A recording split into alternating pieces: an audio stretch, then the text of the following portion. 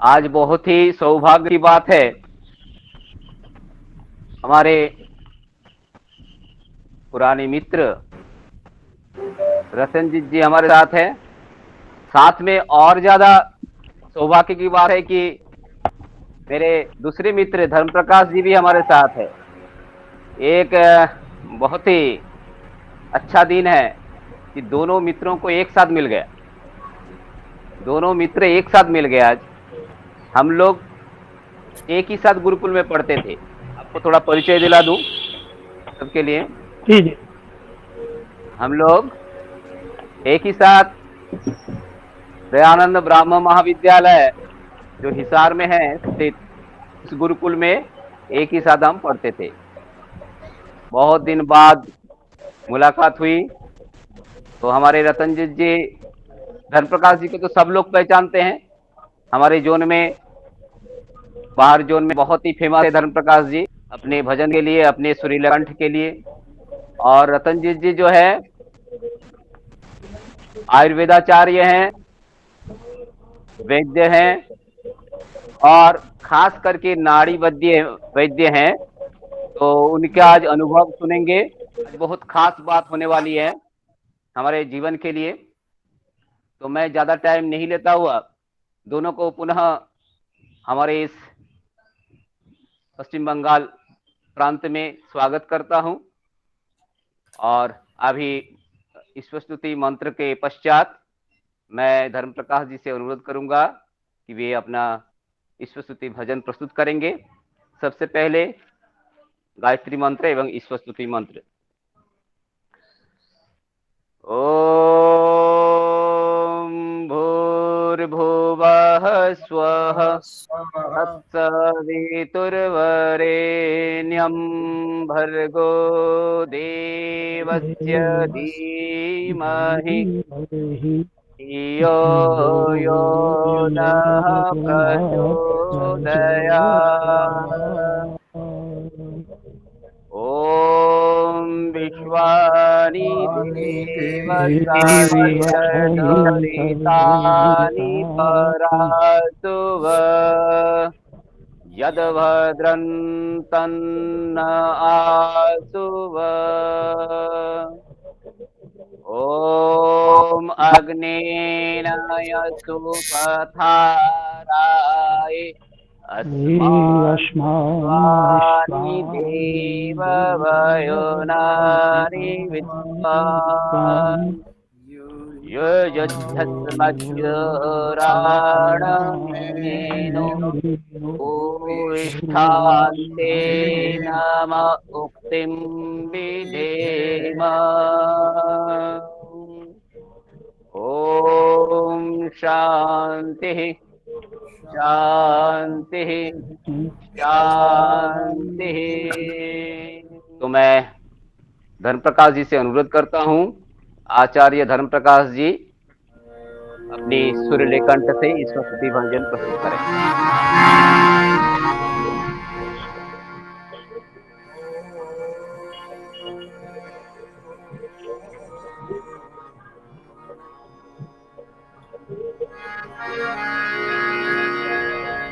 यो भूतं च भव्यं च सर्वं यश्चातिष्ठति स्वर्यस्य च केवलं तस्मै ज्येष्ठाय ब्रह्मणे नमः।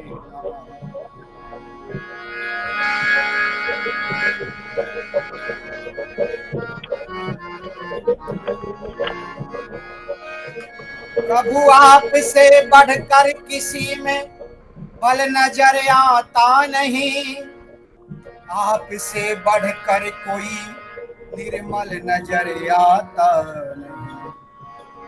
प्रभु आपसे बढ़कर कोई दानी नजर आता नहीं, आपसे बढ़कर कोई ज्ञानी नजर आता नहीं। आप तो दातार हैं, भिक्षुक तेरे दरबार में हम। आप तो दातार हैं, भिक्षुक तेरे दरबार में हम। करते हैं पिता हम सब नमस्कार, करते हैं पिता नमस्कार।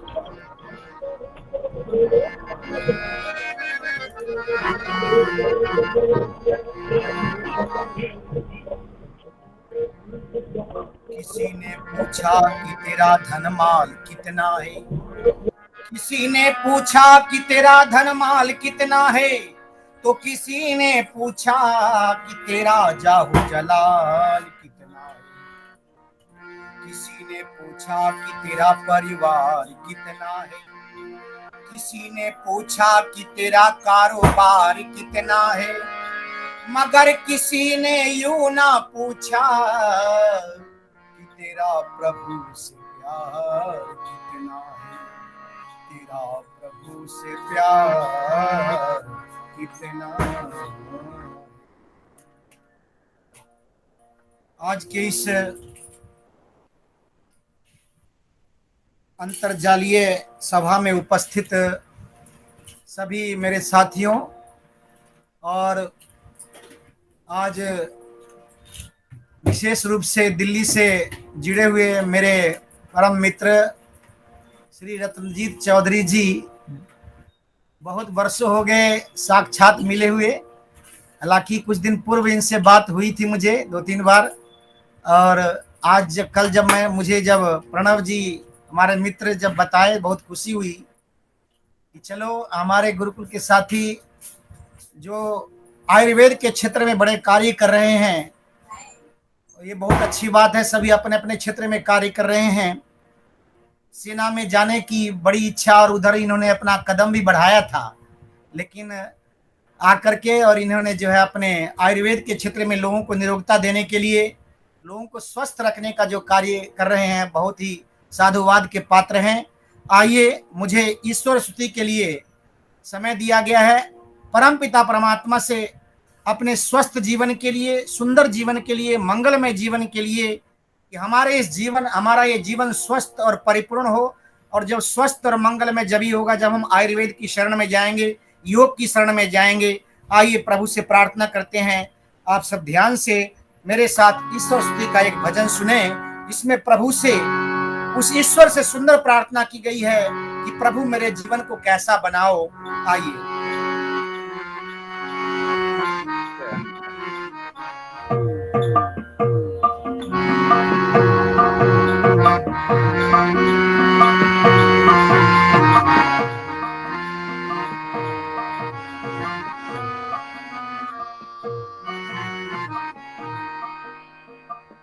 प्रभु मेरे जीवन को कुंदन बना दो, प्रभु मेरे जीवन को कुंदन बना दो, कोई खोट इसमें रहने न पाए। प्रभु मेरे जीवन को कुंदन बना दो, कोई खोट इसमें रहने न पाए, कोई खोट इसमें रहने न पाए।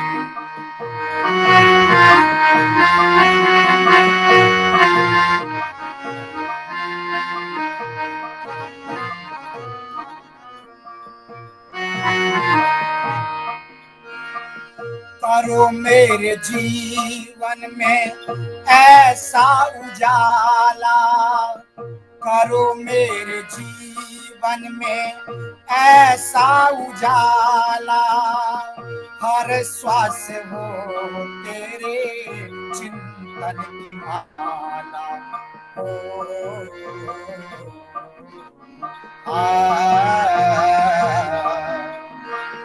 करो मेरे जीवन में ऐसा उजाला, हर श्वास हो तेरे चिंतन की माला।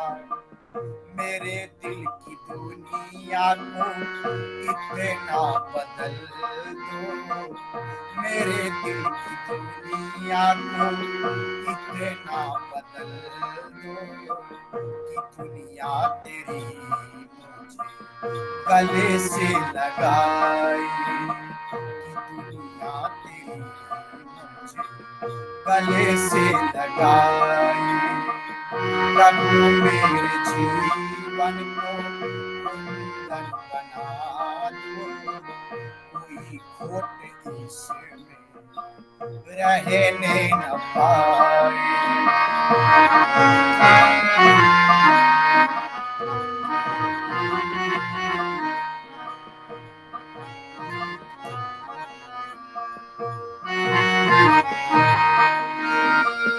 घटाओं गिरी में झिम पवन के तराने, घटाओं गिरी में झिम पवन के तराने, लताओं का नाचे और वृक्षों के गाने।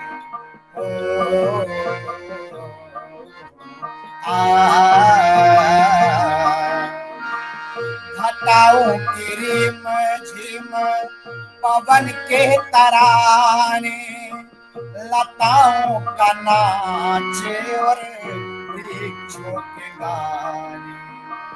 नजर जिस तरफ जाए भगवान मेरी, नजर जिस तरफ जाए भगवान मेरी, अमर ज्योति तेरी उधर मुस्कुराई, अमर ज्योति तेरी उधर मुस्कुराई।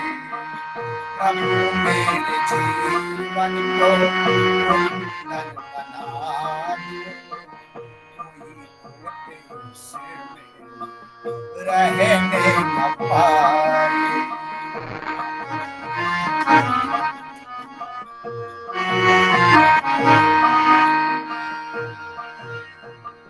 जगत को मैं अपना परिवार समझूं, जगत को मैं अपना परिवार समझूं, परिवार को मैं तेरा उपकार समझूं, परिवार को मैं तेरा उपकार समझूं।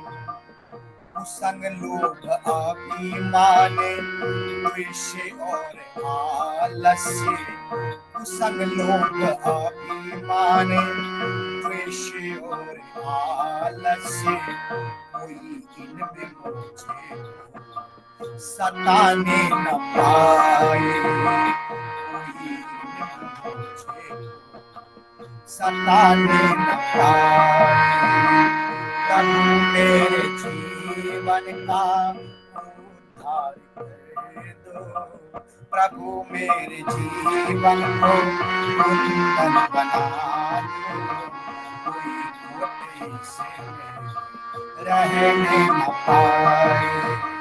प्रभु मेरे जीवन को कुंदन बना दो, कोई खोटे से रहने न पाए, कोई से रहने न पाए, कोई खोटे से रहने न पाए, कोई खोटे से रहने न पाए।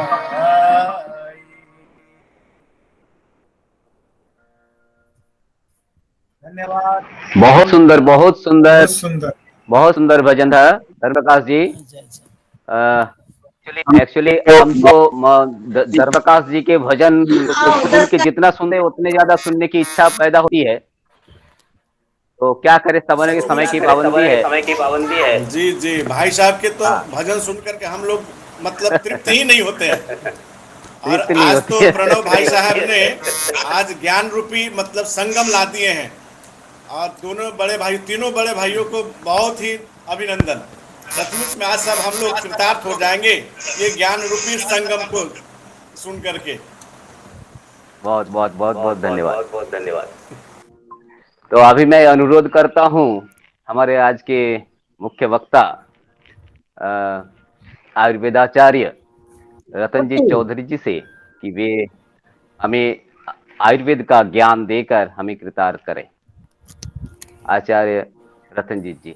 ओम स्तुता मया वरदा वेदमाता प्रचोदयन्ताम् पावमानि द्विजानाम् आयुः प्राणं प्रजां पशुं कीर्तिं ब्रह्मवर्चसं मह्यं दत्त्वा ब्रजत ब्रह्मलोकम्।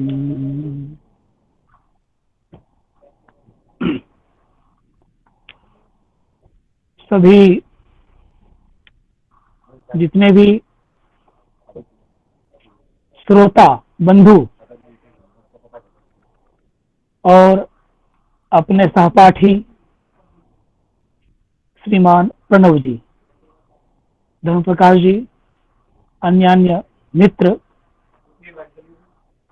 आज 32 वर्षों के बाद एक दूसरे को देख पा रहे हैं। एक खुशी भी हो रही है और मन में एक दुख इस बात का कि आखिर 32 वर्ष क्यों लगे हम सबों को एकत्र आने में। लेकिन परमात्मा जो करते हैं कुछ अच्छे के लिए करते हैं, ये विश्वास जरूरी भी है, होना भी चाहिए और है भी। कुल मिलाकर अपने अपने क्षेत्र में हमारे सभी बंधु कुछ न कुछ प्रकाश फैला रहे हैं। उसी की कड़ी में चूंकि हमारा विषय वहीं से परिवर्तन तो नहीं हुआ, बाद में हुआ, और मन में एक बार ये आई कि वेदाध्ययन के साथ साथ, वेद प्रचार के साथ साथ आयुर्वेद, जो कि जिसके बिना जीवन अधूरा माना जाएगा। वेदाध्ययन से, वेद के प्रचार से ज्ञान तो मिल जाएगा, परंतु उस ज्ञान का क्या लाभ जो ज्ञान अस्वस्थ अवस्था में दिया जाए।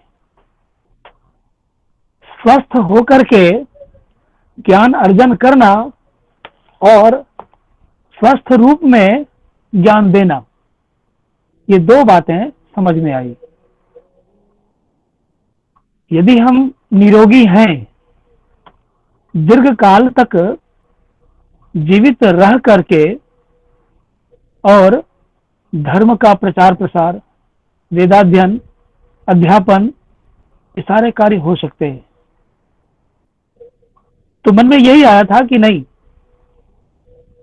आयुर्वेद की तरफ मुड़ना चाहिए। और क्यों मुड़ना चाहिए? क्योंकि महर्षि चरक की एक बात उसी समय समझ में आ गई थी कि महर्षि चरक ने लिखा है एक जगह पर, सोयमा आयुर्वेद शाश्वतो निर्दिश्यते अनादित्वात्। स्पष्ट रूप से उन्होंने एक समझा जाए कि सिंह गर्जना की है महर्षि चरक ने, है ना, कि ये जो आयुर्वेद है ये शाश्वत है, ऐसा समझा जाए, और ये अनादिकाल से चला आ रहा है।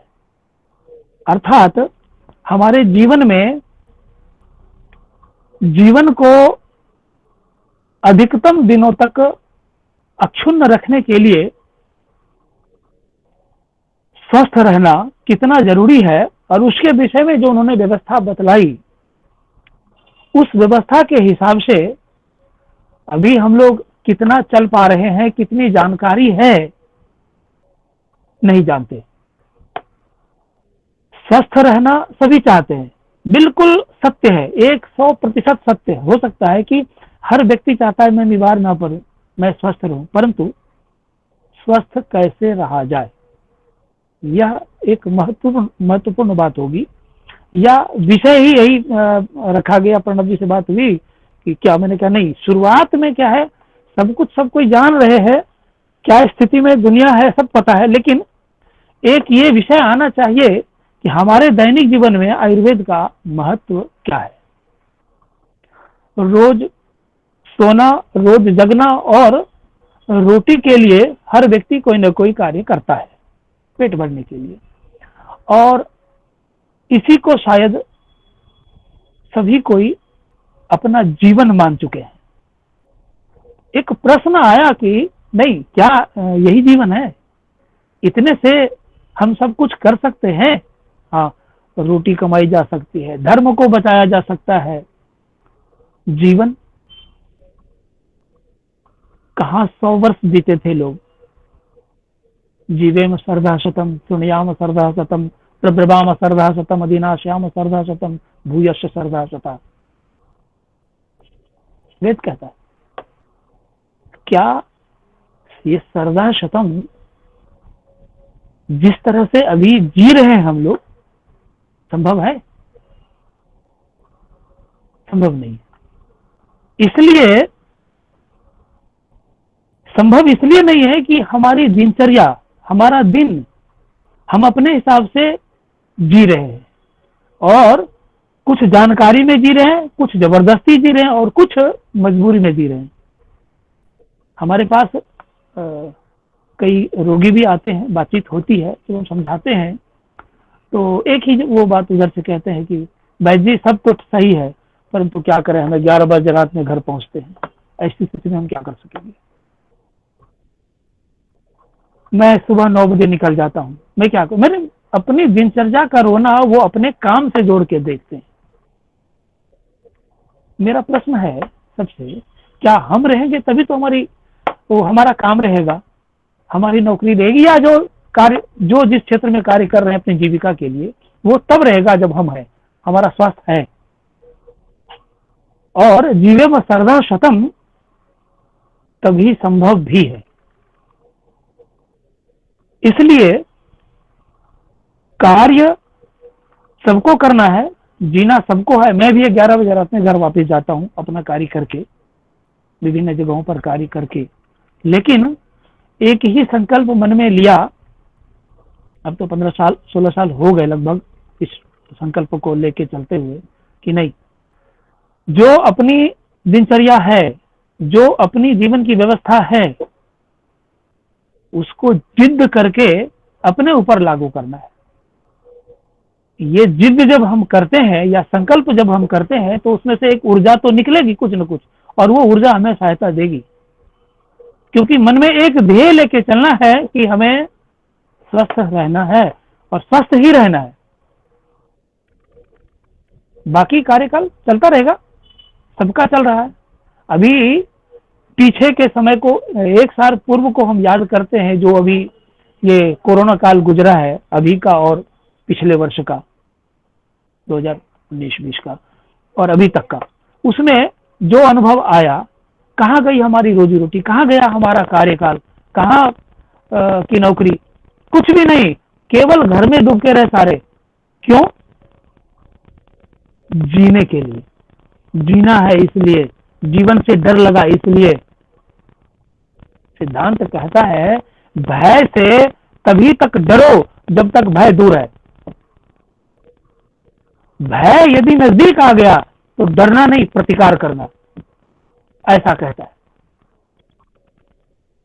भय से तब तक डरना है जब तक भय दूर है, और भय नजदीक आ गया, सामने आ गया, तो फिर डरना क्या है? डर भी जाएंगे फिर भी वो मारेगा, फिर भी हम वो जो करने आए करके जाएगा, और नहीं भी डरते फिर भी वही करेगा। इसलिए प्रतिकार कर लो, क्या पता कुछ चमत्कार हो जाए। ये चीज हमें बताती है कि हम जो रोजमर्रे के जीवन में, दैनिक जीवन में सभी कोई अपने परिवार के साथ जिस तरह से जी रहे हैं, क्या ऐसे में दीर्घ काल तक जी करके अपने पारिवारिक व्यवस्था एवं सामाजिक व्यवस्था को सुधार सकते क्या? उत्तर आता है नहीं, और मैं कहता हूं बिल्कुल नहीं। इसलिए वेद मंत्र भी अभी पढ़ा ही है, स्तुता मया वरदा वेद माता प्रचोदयन्ताम पावमानी भुजानाम आयु प्राणम प्रजाम पशुम कीर्तिम, है ना। कुल मिला करके आयु की बात पहले आती है। और 1 मिनट के लिए मैं थोड़ा समय ले रहा हूँ, कुछ मैसेज आ रहे हैं कि वो पित्त के विषय में, मैं उस विषय पर आऊंगा, समय है मेरे ध्यान में है, सारे विषय हम लेंगे, कुछ विषय कोशिश करेंगे ना छूटे, हो जाएगा। तो सबसे पहला जो विषय आता है वो ये कि हम बीमार क्यों पड़ते हैं। विषय है दैनिक जीवन में आयुर्वेद का महत्व। महत्व क्या है, इसी में एक ये प्रश्न कि हम बीमार क्यों पड़ते हैं। सबसे पहली बात, उत्तर बहुत सारे हो सकते हैं, सारे उत्तरों को लेना भी नहीं है। जो प्रमुख है, हमारा बीमार पड़ने का मुख्य कारण हमारी दिनचर्या। मेरे समझ से चौथा कुछ नहीं हो सकता, दूसरा कुछ नहीं हो सकता, तीसरा कुछ नहीं हो सकता, पहला और अंतिम दिनचर्या। 30% से 40% लगभग दिनचर्या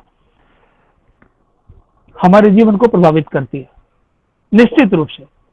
और हम जो दवाई खा के स्वस्थ होते हैं, कथित दवाइयां जो एलोपैथी हो गई, अंग्रेजी हो गई, आयुर्वेद हो गया, यूनानी हो गया, जितनी भी दवाइयां, 20 से 25% ही उसमें से हम सही हो पाते हैं। और हमारे मस्तिष्क में चल क्या रहा होता है, ये दवाई खाएंगे हम पूरे ठीक हो जाएंगे। जी नहीं, 100% में से 30% आपकी दिनचर्या, उसकी वैल्यू है। 20% से 25% मान के चला जाए, ज्यादा से ज्यादा बहुत खुश होंगे 30% दवाई। बाकी के 40% जो बचते हैं, उसमें से 20 से 25% हमारा मन काम करता है, जिसको हम अंग्रेजी में बोले तो पॉजिटिविटी। यदि हमारा मन, हमारी सोच पॉजिटिव है, सकारात्मक सोच है, तो वो थोड़ी सी दवा बहुत ज्यादा काम कर सकती है, हमारी थोड़ी सी दिनचर्या बहुत ज्यादा काम कर सकती है।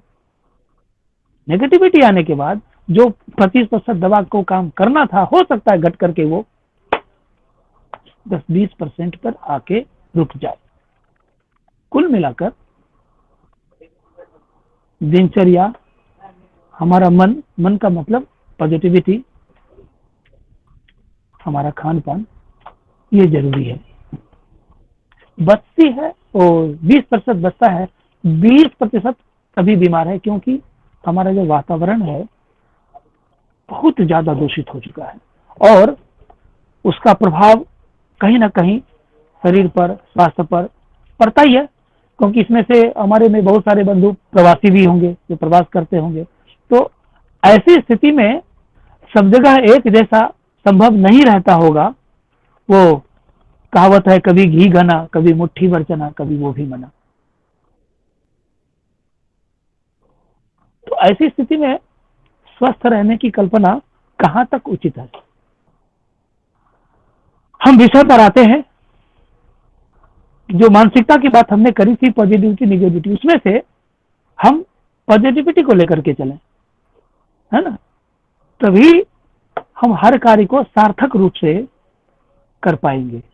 और उसकी कड़ी में दिन का जो शुरुआत है, सूर्योदय से सभी करते हैं, ब्रह्म काल जिसको कहा जाएगा, है ना, सभी करते हैं। हम यहां पर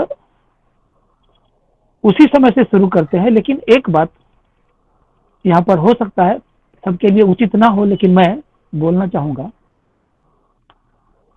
सूर्य अपने नित्य समय पर उगता है, तो क्या सूर्य के लिए हम उगते हैं? नहीं उग पाते। सूर्य हमारे लिए उगते हैं, हम सूर्य के लिए नहीं उगते। हम अपने घर में सूर्य उग करके सिर के पास आता है तब हम उगते हैं। उगते मतलब उठना। तो जिनके लिए हम नहीं उगेंगे, वो हमारे लिए कहां तक उगेगा, कहां तक प्रकाश मिलेगा। आज मैं देखता हूं प्रिस्क्रिप्शन आते हैं डॉक्टरों के, जिसमें से आधे से ज्यादा विटामिन डी की कमी बताते। विटामिन डी आपको कम है और दवाई दे देते विटामिन डी का। क्या हमारी प्रकृति में विटामिन डी नहीं है? सुबह का सूर्योदय का जो धूप है पूरा का पूरा विटामिन डी है, 100%। 1 घंटा धूप लिया जाना, देखिए कितना विटामिन डी आता है। लेकिन नहीं, वो दवा चाहिए, कौन उठे। इसलिए पहला है उठना चाहिए, है ना। और उठने के बाद एक व्यवस्था ये जरूर बने, उठ करके हम पानी पिए। पहले के समय में लोग तांबे का बर्तन रखते थे, रात का पानी होता था और फिर पीते थे लोग। एक कहावत भी थी कि सूर्य से पहले जो उठे नित उठी हर रे खाए, बासी पानी जो पिए तागर वैद न जाए। ये बासी पानी की चर्चा थी, लेकिन अभी बासी पानी की चर्चा इसलिए नहीं होगी कि अब बासी पानी रहा नहीं, क्योंकि पहले कुएं का पानी होता था, तालाब का पानी होता था, स्वस्थ पानी था। अब पाइपलाइन का पानी है, जंग लगा हुआ पानी है, कई बात है। तो इसको लेकर के ये तो हम नहीं कह सकते, लेकिन एक बात तो जरूर कह सकते हैं कि ताजा पानी पिए, गर्म पानी पिए। इतना तो हो ही सकता है कि सुबह उठ के हम गुनगुना पानी पी सकते हैं। अब एक शब्द बात है, अंग्रेजी में लिक्वम वाटर बोलते हैं, कहीं पर देहाती भाषा में सुसुम पानी बोलते हैं। अलग अलग प्रांतों में अलग अलग भाषाओं से इसका वर्णन है। गुनगुना शब्द समझ में आता है, सुसुम समझ में आता है, लिक्वम समझ में आता है, लेकिन ये कितना गुनगुना, आज हम लोगों को इस पर थोड़ी सी चर्चा 1-2 मिनट के लिए करनी है। कितना गुनगुना,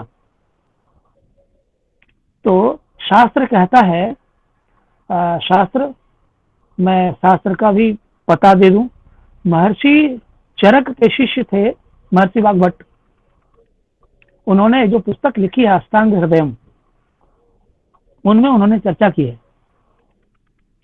कि आपके शरीर का जो तापमान है, रोज का तापमान है, अनुपातिक तापमान, उस तापमान का पानी आप पियो सीधा। अब समझ में आती है कितना तापमान होगा, 98.4, 98.5 के आसपास लगभग मानते हैं कि इतना तापमान हर व्यक्ति के शरीर का रहता है। तो उतने तापमान, उतना गर्म पानी गुनगुना कहलाएगा, ताकि अंदर जाने के बाद शरीर को उस पानी को अपने अनुरूप मिलाने में बहुत ऊर्जा खपत नहीं करनी पड़े। चिल्ड वाटर पीते लोग, जैसे मुंह में जाता है, जाने के बाद शरीर की ऊर्जा आरंभ हो जाती है, खपत होना शुरू हो जाता है। किसमें? उस चिल्ड को अपने अनुरूप ल्यूकवार्म करने के लिए, गुनगुना बनाने के लिए। तो शरीर की ऊर्जा उस पानी को गुनगुना बनाती है। हमें तो चिल्ड मिला, बहुत अच्छा लगा, इसलिए कहते नहीं, वो ऊर्जा बचा लेना है। तो ऊर्जा यदि बच गया तो बहुत सारा कार्य अपना संपन्न हो सकता है। तो सुबह का पानी, और कैसे पीना, गुनगुना तक तो आए, गुनगुना पीना कैसे है? तो गुनगुना पीने के लिए बासी मुंह पियो। बासी क्यों बासी मुंह पियो, मैं इसकी चर्चा कर देता हूं, जरूरी भी है, क्योंकि कारना भावात कार्या भावा, वैशेषिक दर्शन में महर्षि कणाद ने एक जगह चर्चा करी है। कारना भावात कार्या भावा, न तो कार्या भावात कारना भावा, बिना कारण का कोई कार्य नहीं, कोई ऐसा कार्य नहीं जिसके पीछे कोई कारण नहीं। हम सभी सहपाठी जानते होंगे इस विषय को। कुल मिलाकर बासी पानी पीना है। बासी पानी इसलिए पीना है और बिना कुल्ला किए इसलिए पीना है कि रात भर जो हम सोते हैं तो हमारे मुंह में लार बनके रहती है, जिसको अंग्रेजी में आप सलाइवा कह सकते हैं। और याद रखिए, यह विषय हो सकता है छूट जाए तो 24 घंटे में 3 किलो सलाइवा मुंह में बनता है, 24 घंटे में, जिसको हम अज्ञानतावश 2 किलो 24 घंटे में स्पिट कर देते हैं, थूक के माध्यम से बाहर फेंक देते हैं। कोई पान खा के फेंकता है, कोई गुटखा करता है, कोई ऐसे पिच पिच करके फेंकता है, जिसकी पित्त वृद्धि हो गई वो पिच पिच करता रहता है। कुल मिलाकर ये फेंकने की चीज है ही नहीं, ये अमृत तुल्य है। इसी को अमृत तो किसी ने देखा नहीं है, लेकिन ये यदि देखने की बात होगी तो ये अमृत है, क्योंकि सलाइवा में 18 इंग्रेडिएंट्स हैं, 18 तरह के पोषक तत्व हैं, और उतने ही पोषक तत्व हमारी मिट्टी में है। हमारा जो मिट्टी है, धरती है, अर्थ, मिट्टी में भी उतने ही पोषक तत्व है। और गणित के जो होंगे, अलजेब्रा यदि पढ़े होंगे तो माइनस माइनस प्लस भी पढ़े होंगे। उन माइनस माइनस प्लस में ये समझा जाए अर्थ टू अर्थ, हमारा शरीर भी एक अर्थ है और हम जिस धरती पर खड़े हैं वो भी अर्थ है। ये अर्थ और वो अर्थ माइनस मिलकर एक नई ऊर्जा उत्पन्न करता है और उसका माध्यम हमारा लार है, सलाइवा। उस बासी मुंह के लार को हमें अंदर करना है, क्योंकि लार को आप यदि लेबोरेटरी में ले जाएंगे चेक करने के लिए तो पूरा का पूरा एल्कलाइन है। एल्कलाइन का मतलब क्षारीय, क्षार होता है। और रात भर हम जो सोए हैं तो हमारे अंदर में एक तेजाब बना है, तेजाब जिसको एसिड कह सकते हैं आप, रोग होता है एसिडिटी। आज हमें लगता है 70% लोग एसिडिटी से प्रभावित हैं, ज्यादा ही होंगे, ये मैं अंदाजा कह रहा हूं। और वो जो लार है वो एल्कलाइन है। उस लार को हम करते क्या, सुबह उठते मुंह में फेंक देते कुल्ला करके। रात भर का संचित धन, ऐसा समझे कि जिंदगी भर की कमाई और एक दिन में किसी कारणवश किसी कार्य में उड़ा दिया बिना किसी कारण के, वो हम करते हैं अपने शैलेवा के साथ, अपने लार के साथ। इसको पकड़ के रखना है। यदि लार को हमने पकड़ लिया ना, 2 किलो लार भी हमने 24 घंटे का लार एब्जॉर्ब कर लिया अपने अंदर, तो आप याद रखिए, मैं विश्वास के साथ सिंह गर्जना करके कह रहा हूं, व्यक्ति एसिडिटी से दूर हो जाएंगे। और एक एसिडिटी से दूर हो गए तो अल्सरेटिव कोलाइटिस नहीं होगा ही नहीं। लार को हमें संचित करके लेना है, और वही लार, क्योंकि जो केमिकल का संयोग करते हैं लेबोरेटरी में, तो उसमें देखने में आता है कि अंदर में जो एसिड है और जो एल्कलाइन है, एल्कलाइन को और एसिड को यदि आप लेबोरेटरी में मिला दो तो न्यूट्रल हो जाता है।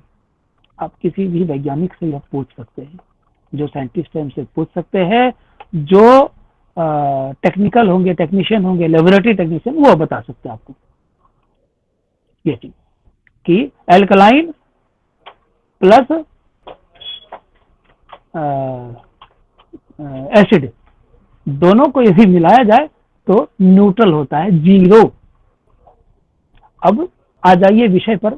हम रात में सोए, हमारे अंदर एसिड बना, और उस एसिड को पानी जो पिया हमने, उस पानी के माध्यम से उस लार को अंदर किया। जैसे ही लार अंदर गई पानी के माध्यम से, वो जो एसिड था क्या हो जाएगा, 0।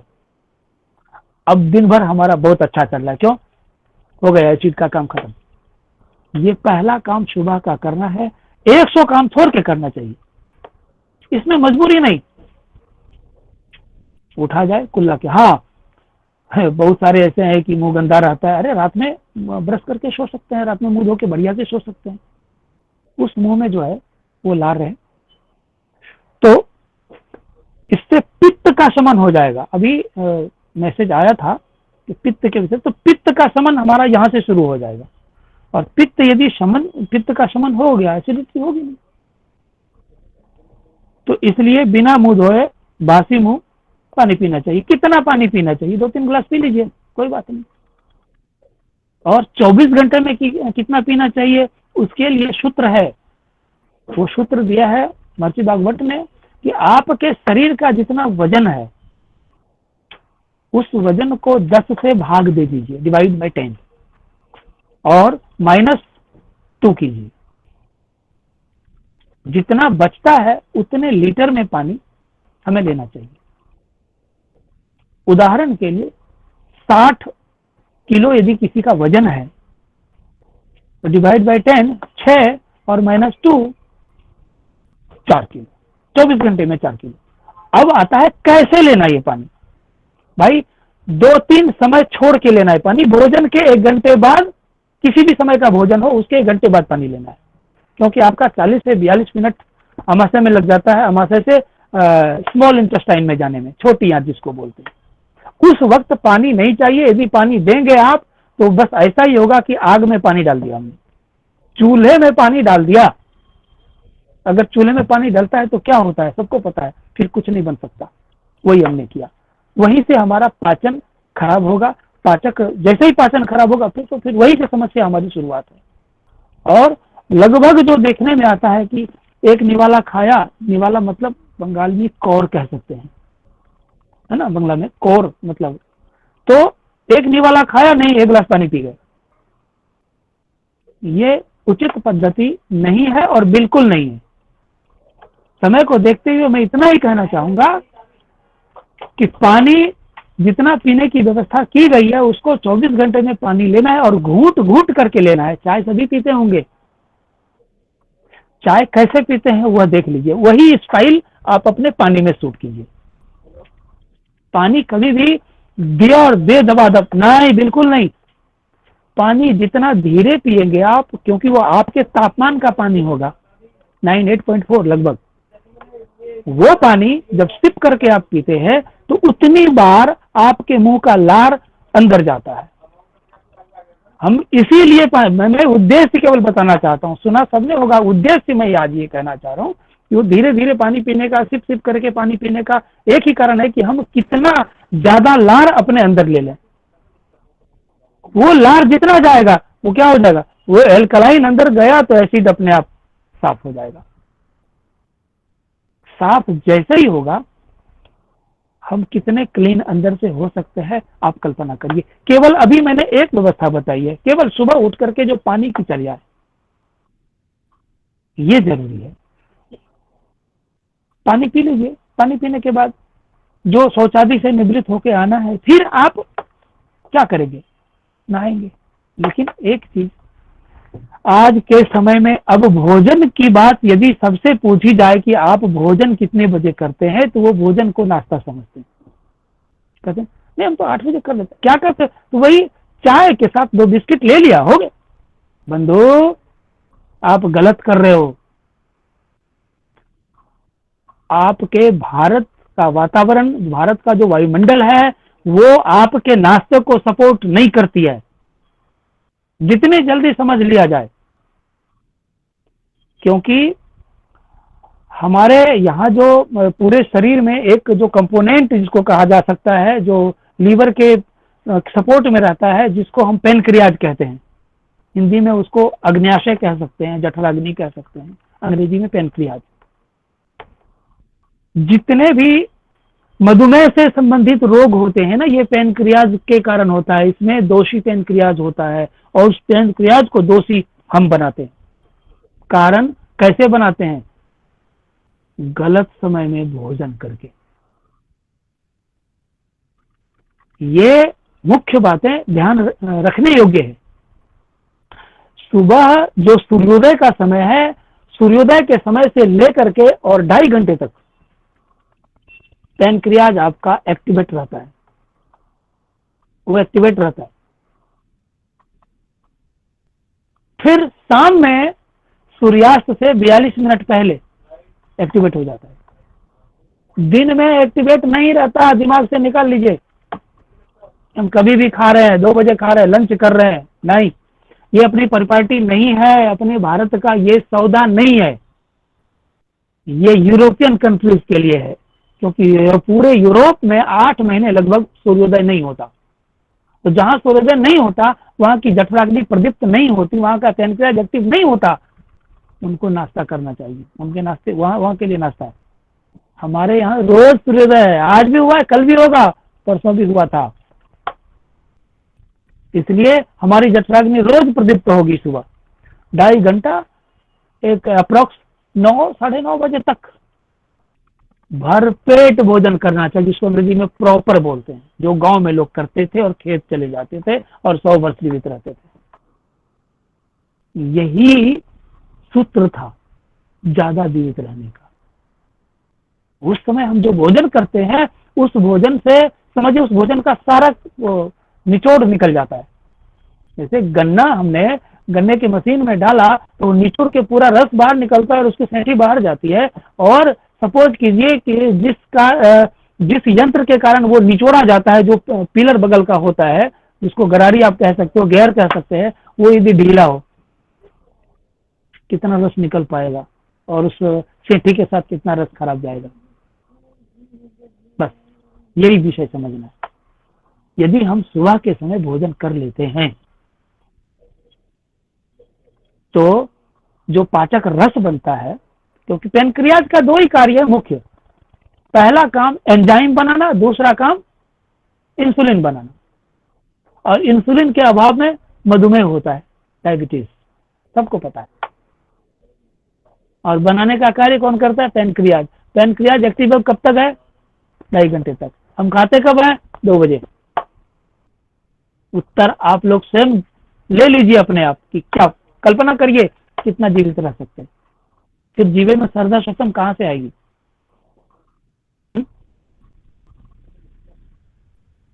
यदि उस जीवे में श्रद्धा शतम को बरकरार रखना है, अपने अस्तित्व में रखना है, तो निश्चित रूप से महर्षि चरक को याद करना होगा। ये दिनचर्या हमारी आधे दिन की हुई। इस आधे दिन की दिनचर्या में इतना समझा जाए कि 9:30 बजे तक हमें भोजन कर लेना है।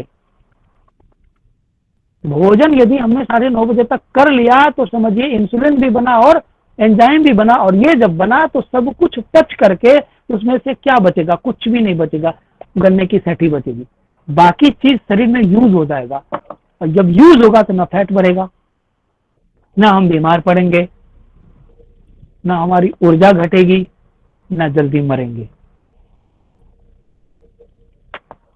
ये इस सूत्र को ध्यान में रख करके हम कोशिश करें। सारा कार्य है, कार्य करने के बाद और कार्य करने से पहले बिल्कुल ध्यान में रखना है कि इस टाइम हमें भोजन करना है किसी भी कीमत पर।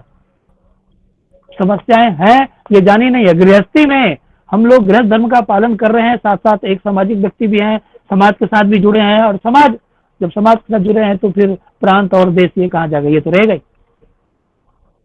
कुल मिलाकर के एक सामाजिक व्यक्ति होने के नाते दिनचर्या को नहीं भूलना है। 9 बजे भोजन करके कुछ करना है, बहुत अच्छा है। साथ में लेके जाएंगे, 9 बजे खा लेंगे, जहीं समय मिलेगा वहीं खा लेंगे, कोई बात नहीं। अन्न पते अन्न छिन्नो कहीं भी कर सकते हैं, कोई दिक्कत नहीं।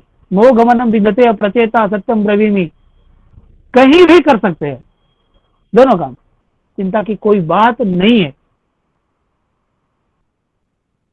विषय आता है दोपहर में क्या करेंगे जी, भूख लग जाती है, कुछ मत कीजिए ना।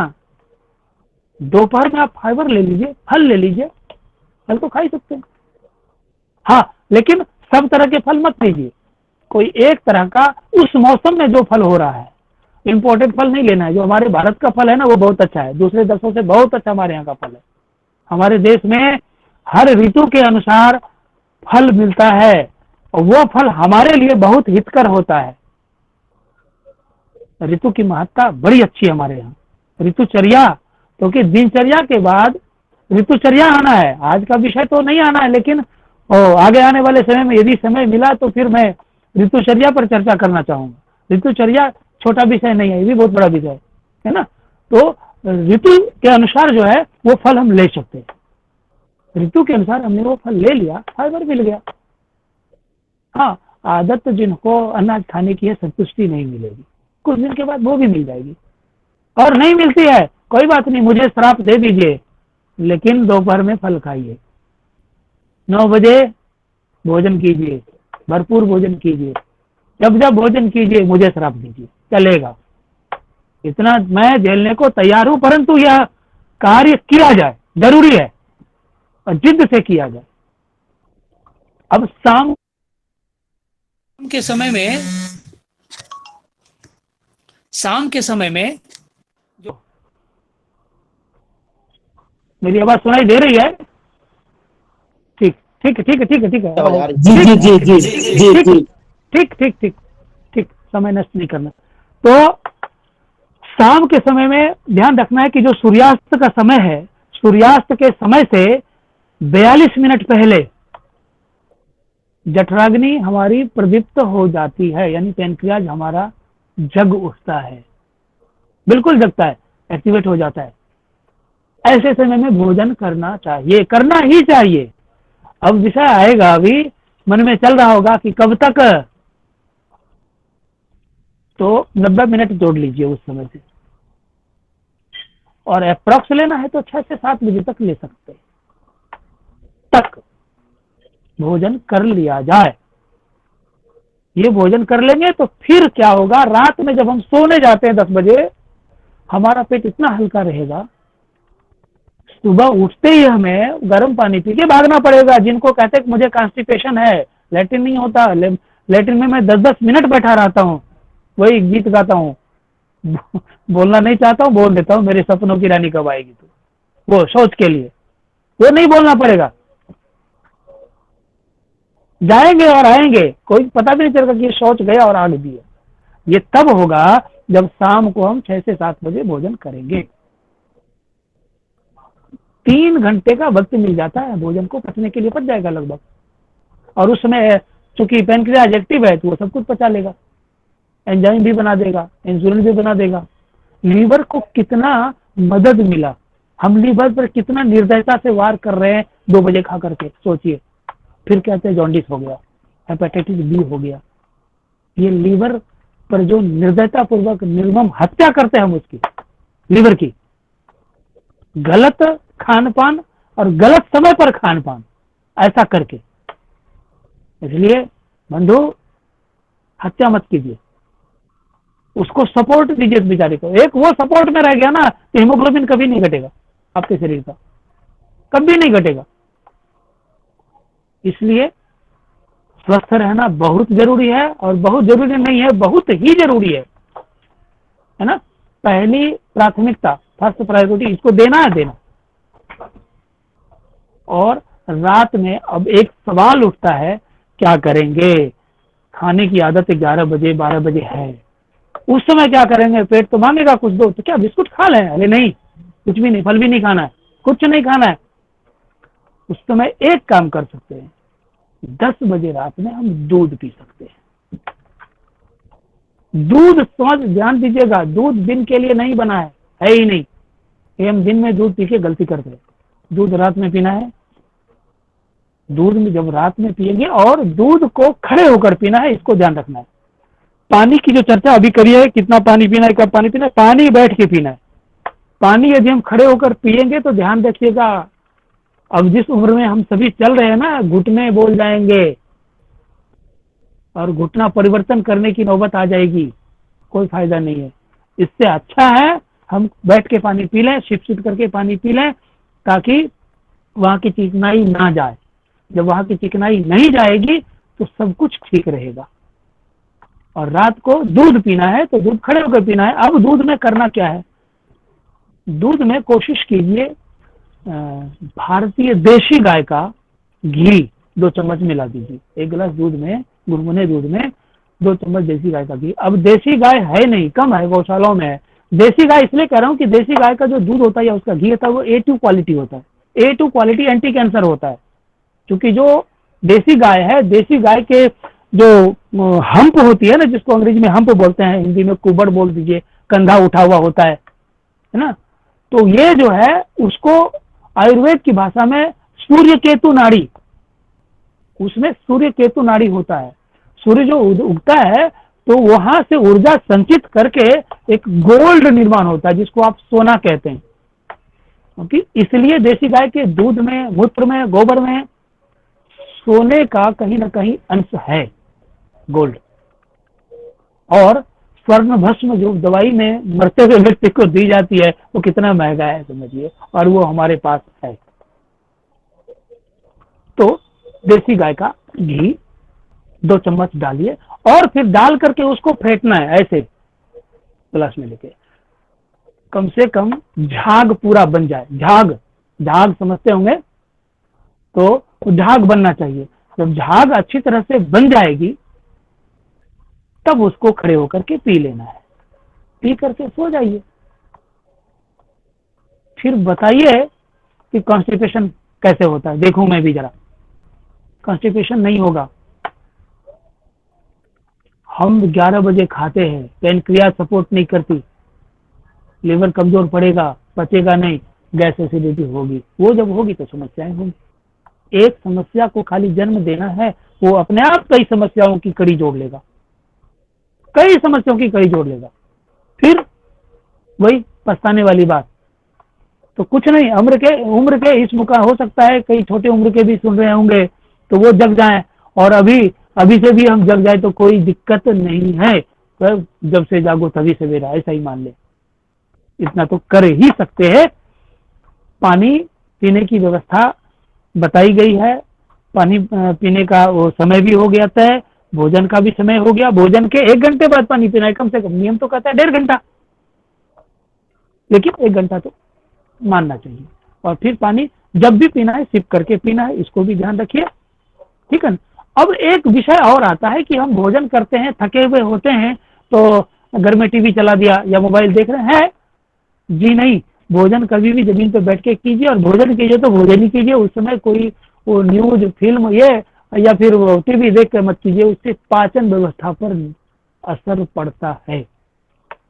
बिल्कुल, हम जो करें हम वही करें, ध्यान वहीं पर केंद्रित करके करें, वो ज्यादा अच्छा रहेगा, इसको ध्यान में रखना है, ये रख करके हमें चलना है। और जो मैंने भोजन की बात करी कि भोजन के बाद पानी नहीं पीना है, तो उसके लिए सूत्र है, भोजनांते विषम वारी, भोजन के अंत में जो पानी है वो विष के समान है, वारी, वारी माने पानी, तो भोजन के अंत का जल ये विष के समान है, तो इस विष को हम क्यों लें, जरूरी है नहीं, ये जरूरी, तो ये चीज को बिल्कुल ध्यान में रखना है। और एक महत्वपूर्ण बात, रात में लग चुकी, दिन में सभी ड्यूटी भागते हैं, किसी को कहीं काम करना है तो कुछ से कुछ खा के जाते हैं, फिर रात में आके पूरा पसर के खाते हैं, जी नहीं। और उसमें क्या खाते हैं, दाल भी खाते हैं, चावल भी खाते हैं, सब कुछ खाते हैं, सब कुछ खाइए, दाल रात में मत खाइए, हाई प्रोटीन होता है, प्रोटीन खा के वर्कआउट करना चाहिए, रात को दाल खा के वर्कआउट आप नहीं करते, सोते हैं, इसलिए दाल मत खाइए, ज्यादा वो जमा होगी तो प्रोटीन ज्यादा होने के बाद क्या क्या समस्या हो सकती है जानते हैं। छोटे अर्थों में समझा जाए तो ये जो जगह जगह शरीर पे छोटी छोटी गांठें देखने को मिलती है ना, ये उसी की कृपा होती है। तो दाल से बचिए, दिन में दाल खूब खाओ कोई दिक्कत नहीं है, लेकिन रात को दाल मत लीजिए। और फिर रात का भोजन कैसा होना चाहिए, कहते सुबह का भोजन, जो सुबह बताया ना वो 9 बजे से पहले, कहते सुबह का भोजन राजा की तरह करो, और दोपहर जो बताया वो फल वगैरह, तो दोपहर का भोजन बच्चे की तरह करो, यानी राजकुमार की तरह करो, बच्चे की तरह, है ना। और शाम का भोजन जो है वही जो 6 के साथ बताया, कहते शाम को भोजन भिखारी की तरह करो, भिखारी मिला तो ठीक, नहीं तो जय हिंद। ये चीज तो अल्प मात्रा में लेना है, इसलिए पसर के खाना नहीं है, क्योंकि खाना तो सुबह आपने खा लिया। ये यदि मन में आ गया, मैं कहता हूं कि 100% कहने में कोई बुराई नहीं है। लोग 99.9 ऐसा बोलते हैं, क्यों बोलते हैं, क्योंकि उन्हें शक होता है कि कहीं गलत भी तो नहीं हो सकता। मैं कहता हूं कोई शक नहीं है, 100% लीजिए, आप ठीक हैं और ठीक रहेंगे, है ना। तो इसको ध्यान में रख करके और फिर कीजिए। दोपहर में थोड़ी सी हो सकता है आराम की नौबत आती है, सोना नहीं है कोई बात नहीं, लेकिन झपकी आ जाती है, लेट जाइए थोड़ा सा, कोई दिक्कत नहीं है, मना नहीं है ना। बाकी सूत्र दीर्घ सूत्री विनश्यति, इसको भी ध्यान में रखना ही है। दाल मना हो गया, और कुछ समय हमारे पास बचा हुआ है, लगभग 15-1 मिनट, मैं और विषय ले सकता हूँ, विषय काफी लंबा भी है। उसमें मैं ये चाहता हूँ कि बहुतों के कुछ न कुछ प्रश्न हैं, तो यदि आप लोगों की इच्छा हो तो प्रश्न लिए जाए, तो कुछ मुख्य प्रश्न हम ले सकते हैं, उनका उत्तर दे सकते हैं, यदि व्यवस्था बनती है प्रणव जी तो। एकदम एकदम सर, ये मैं पहले आपको थोड़ा धन्यवाद देना चाहता हूँ, बहुत सुंदर अपने हमें ये आयुर्वेद के बारे में बताइए, तो बहुत ज्ञान मिला आपसे। और अभी मैं सभी अपने बंधुओं से मैं अनुरोध करता हूं कि आपके मन में किसी प्रकार का कोई प्रश्न है तो हमें पूछ सकते हैं आजादी से, तो बताएंगे। मेरी एक शंका है जी बोल रहे हैं जी सर, जी बताया जाए। फास्टिंग के बारे में, उपवास के बारे में कुछ बताएंगे, उसका कोई परिणाम जी आयुर्वेद में या नहीं करना चाहिए। जी जी, बहुत बढ़िया प्रश्न है, मैं बता देता हूँ। आयुर्वेद में उपवास के विषय में बताया गया है, लंघन ये शब्द है, उसका सूत्र है जी लंघनम परमौषधम। लंघन को परम औषधि माना है शास्त्र ने। लंघन बोलते हैं उपवास को, लेकिन कैसा उपवास ये समझना जरूरी है। कितना जी उपवास? जैसे बुखार आ गया, फीवर हो गई ना, तो ऐसी स्थिति में कहते हैं लंघन करना चाहिए, उपवास करना चाहिए। क्योंकि जो व्यक्तियाज हैं वो मरेंगे, और हम यदि भोजन करेंगे तो वो नहीं मरेंगे, उन्हें खुराक मिल जाएगा। हम भोजन नहीं करेंगे तो हम नहीं मरेंगे, वो मरेगा। यहाँ पर लंघन है। दूसरी बात, 15 दिन में 1 दिन, महीने में 1 दिन, महीने में 2 दिन उपवास किया जा सकता है, केवल कितने परिशुद्धि के घंटे लिए। का? कितने घंटे का जी होना चाहिए? हाँ कितने हाँ, घंटे का? बिल्कुल बिल्कुल बिल्कुल सही है।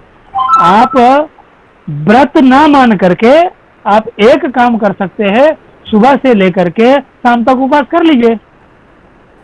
जी जी शाम को भोजन किया लीजिए। लेकिन 1 मिनट, पूरी बात नहीं, मेरी बात सुनेंगे। पूरा उपवास ना करके यदि शाम में करते हैं तो ऐसा नहीं करना है कि पूरा शाम दिन भर भूखा है तो उसके बदले शाम को पूरा खा गए, वही भिखारी की तरह शाम में करे तो। नहीं तो पूरा दिन पूरा रात कर जाइए, सुबह दूसरे दिन खाइए, कोई दिक्कत नहीं। ऐसा हो सकता है। धन्यवाद सर, धन्यवाद है ना। सनातन धर्म में जो उपवास को, जी उपवास जी करने बाद सर पेट खराब हो जाता है, एसिडिटी हो जाती है, गैस बनता है। जी, तो उपवास मत कीजिए। किसने कहा यही मैं करने के पूछ लिए? रहा हूं। मैं उपवास कर किसने कहा? नहीं, किसी ने कहा नहीं, मैं आपसे पूछना चाहता हूँ। आप कहते हैं 15 दिन में कर लीजिए, और उसमें 1 दिन करने से पेट में गैस बनता है और पेट फूलने लगता है। हम लोग की आदत है 6-7 बजे खाने की।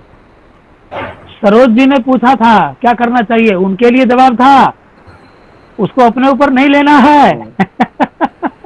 ठीक है, ओके, बात सूट नहीं करता तो मत कीजिए, लेकिन जो दिनचर्या बताई गई वो कीजिए, उसमें कुछ नहीं होगा, वो फिर ठीक होगा। बहुत बढ़िया बताया आपने प्रयास सर, करना ही है। ये बहुत अच्छा, जी। ये काबिल तारीफ है। बहुत अच्छा आपने जो धन्यवाद, बताया सर। नमस्ते जी। ये वाघभट और चरक जी। नमस्ते नमस्ते जी। अगर जी, हम लोग उपवास रखे हैं कंटिन्यू सुबह से, जी दोपहर जी को अगर हम लोग खाएंगे जी, तब क्या खाएंगे उसी समय में? हाँ सुना जाए।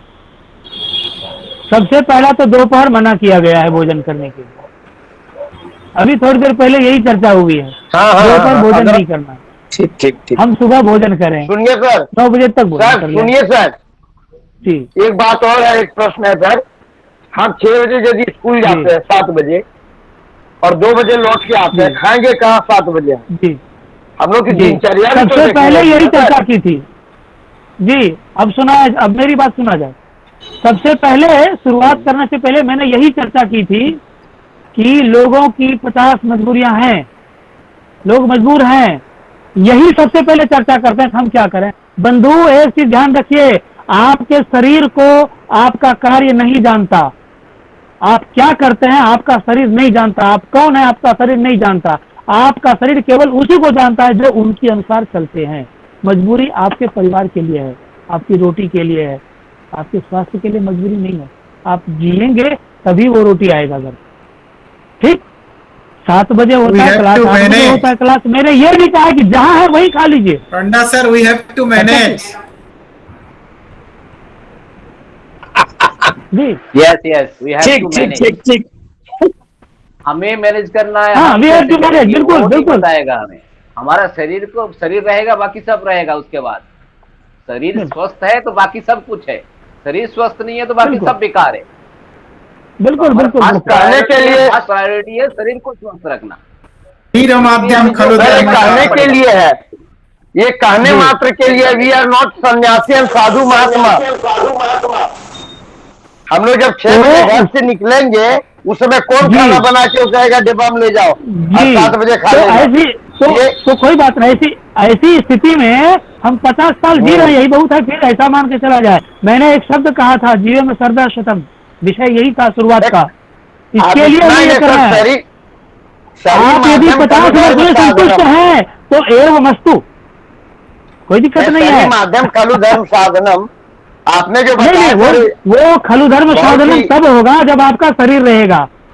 शरीर रहने के, देखिए आपका शरीर आपके कार्य को नहीं जानता। आपका शरीर इतना स्वार्थी है ना, आपके रूटीन को ही केवल वो समझता है। आप क्या करते हैं उसको, उससे क्या मतलब है उसको जी। तो छोटी सी बात है जी। बहुत बहुत धन्यवाद आचार्य जी जो कह रहे हैं बहुत बहुत उस बात को धन्यवाद। समझेंगे तब कोई क्वेश्चन ही नहीं होगा। अगर आचार्य जी के अनुसार अगर चला जाए तो फिर कोई क्वेश्चन ही नहीं बनता है कि हमारा दिनचर्या क्या है, स्कूल क्या है, सबसे पहले ही चर्चा कर चुके हैं जी अरविंद जी, ये पहले मैंने सारी बात कर दी है। मैंने सुना है सर, लेकिन उसको जीवन में अपनाना अत्यंत कठिन है। वो सबके लिए जी, बिल्कुल हम लोगों के लिए भी कठिन है सर, वो हम समझ रहे हैं आपकी। लेकिन मैं आचार्य जी की बात को सराखों पे रखूंगा और मैं कोशिश करूंगा कि आज 7 से 9 बजे भोजन मैं कर लूं कंठ भर। जी जी, बस जी वही हम सबको कोशिश ही ऐसा करनी है, सर। ऐसा है, यह इसमें जो है ना, जिद से पालन करना है। मेरा मतलब ये है, हाँ, उसमें मजबूर सही नहीं, बात कहा जिद आपने। करके जी, जिद करके पालन करना है। इसमें कोई किसी तरह का घूस नहीं, नहीं, बहुत घूस की अच्छी बात जिंदगी कही बहुत सर दिनों आप। तक नहीं चलती। आपने जी, जो बात जिद कही से सर, करना है। एक एक बात बहुत ही मूल्यवान बातें कही आपने, और कहा कि दूध को फेंट करके दूध घी डालकर पीजिए, कंस्टिपेशन कहाँ भागेगा, फिर दौड़ के आएगा ही नहीं। बहुत बहुत धन्यवाद सर। जी। इस तरह के आपने जो सलाह दी है, ये हम लोग को फ्री में मिल जा रहा है, इसलिए समझ में ना आ रही है।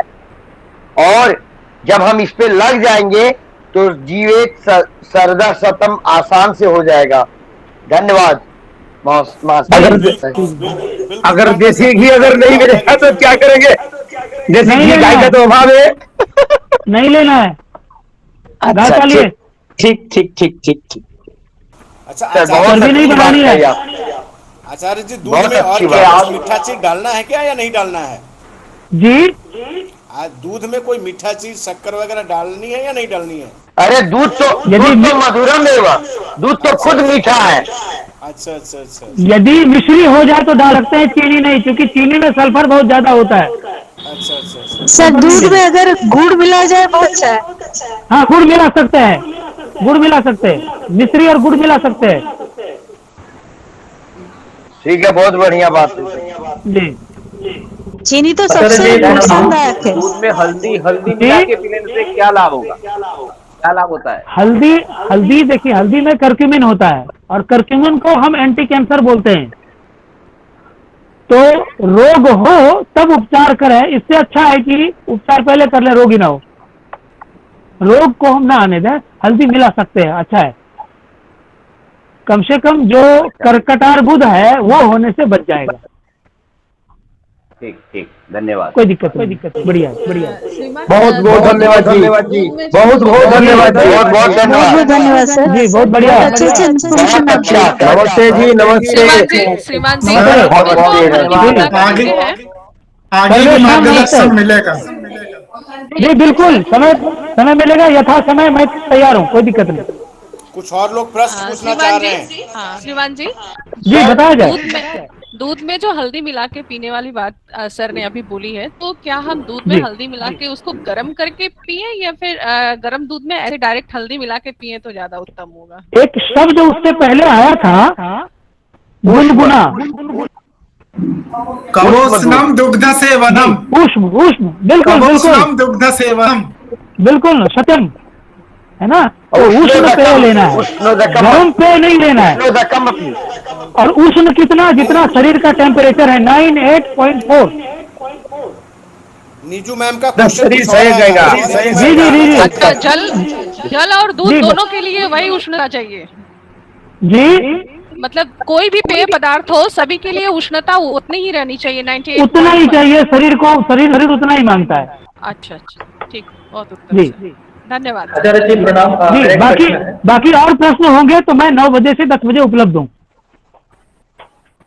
ठीक है, साधु। ठीक है, ठीक है। धन्यवाद धन्यवाद आचार्य धन्यवाद को। प्रणव जी। अजय, अभी हम जी। आरती पाठ करके करेंगे।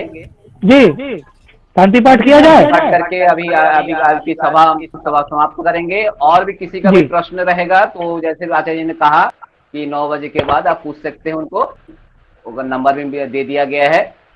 तो आचार्य जी को मतलब किस शब्दों में मैं धन्यवाद दूं, इसकी कोई भाषा शब्द मुझे नहीं मिल रहा है, क्योंकि धन्यवाद आपने कुछ हमें बताया। अपने को धन्यवाद नहीं दिया जाता श्रीमान, नहीं वो तो अपने घर में धन्यवाद नहीं दिया, ये कर्तव्य है। ये कर्तव्य है, बिल्कुल ठीक है, लेकिन फिर भी आपने जो कुछ बताया ये बहुत सभी के लिए बहुत लाभदायी है, क्योंकि स्वस्थ जीवन ही सबसे ज्यादा अनमोल चीज है संसार में। अनमोल अगर कोई चीज है तो स्वस्थ जीवन है।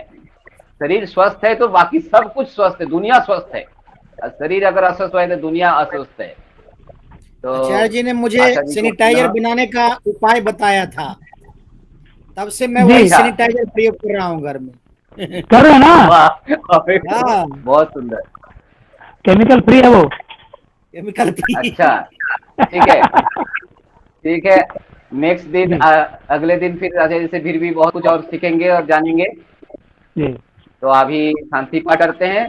शांति पाठ के साथ आज की सभा यहीं पर खत्म करते हैं जी।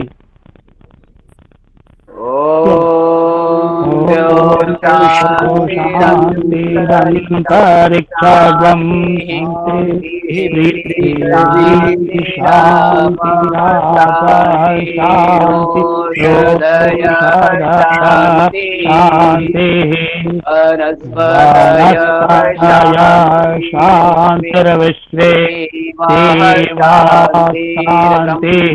शांति सर्वं शांति सामा शांति ओम शांति शांति शांति। सबको पुनः धन्यवाद एवं शुभरात्रि। सर्वेभ्यो नमो नमः।